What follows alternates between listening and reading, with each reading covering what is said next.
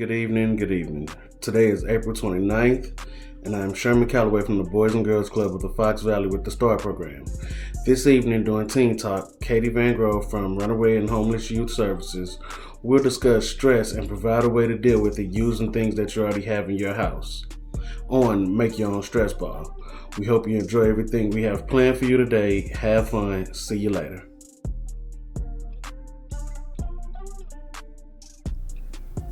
Hi, my name is Katie. Today we're going to talk a little bit about stress and routine and things that we can do to help us calm down. I have some helpers here today. This is Alan. Hi. And this is Everett. Hi.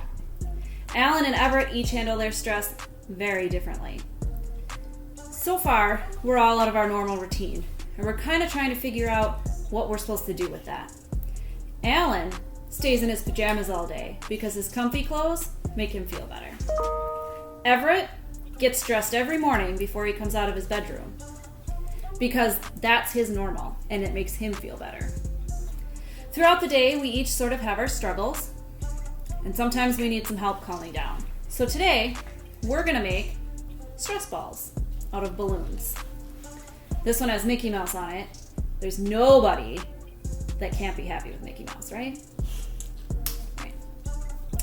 So to make our stress balls, you need just a few items out of your kitchen. You need an empty water bottle, a funnel, or a piece of paper if you don't have a funnel. We're actually going to use the piece of paper because our funnel is really, really small and it would take a long time. You also need a balloon, with or without Mickey Mouse. Either one is fine. And some flour. And then either a spoon or a measuring cup to scoop your flour. Everett and Alan are going to help me today make our stress balls. Alan's kind of messy in the kitchen, so he's got himself an apron. Okay, so the first thing you're going to do, if you're using a funnel out of paper like we are, you're going to lay your paper down flat on your countertop, and you're going to roll one corner to the other.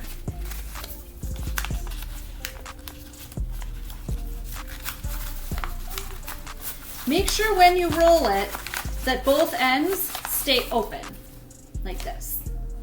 Then you're going to take that and you're going to put it in your bottle. We actually started already with another bottle. We used a Gatorade bottle. So you're going to put one open end into your bottle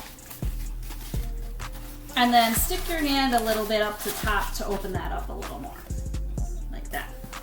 Then what you do is you take a scoop of flour and put it at the top of your funnel. And you'll see that it comes out the bottom into your bottle.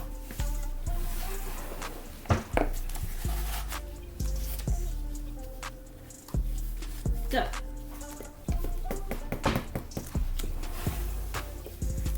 You want to make sure that you shake it down into the bottle so that when you take your funnel out, all your flour is in the bottle and you don't make a mess on mom or dad's counter, or grandma's, or neighbors, or sisters, or uncles, or whoever's counter you happen to be working on. What if it's your counter? Next, you take your balloon and you want to blow it up just a little bit, or have an adult help you.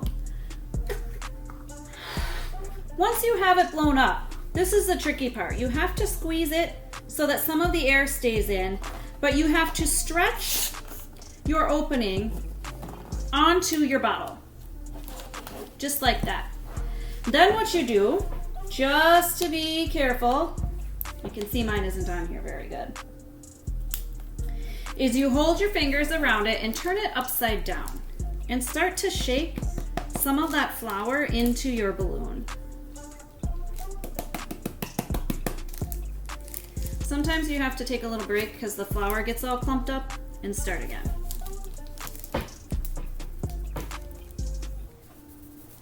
You notice that I'm doing this part, not my happy helpers, because it's a little tricky and it can be a lot messy.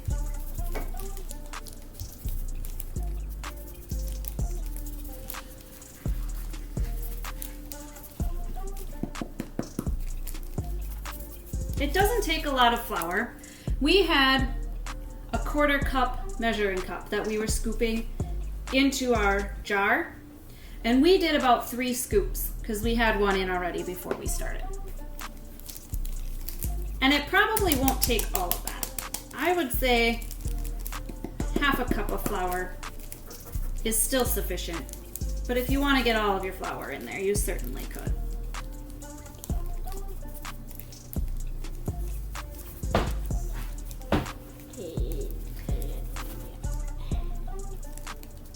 They're very eager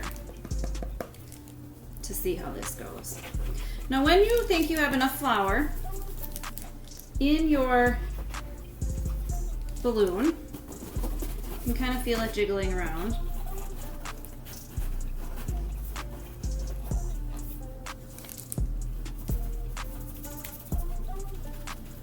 What you want to do is stand it up so that the leftover flour stays in your bottle, and then push the flour down out of this little part. Because otherwise what's going to happen is when you take it off the balloon, that flour is going to fly everywhere. So before you take it off, or the adult, squeeze the part where you blew into the balloon.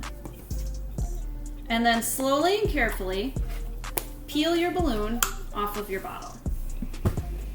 And slowly and carefully let the leftover air squeeze out. And then you're left with your flour. You tie your balloon,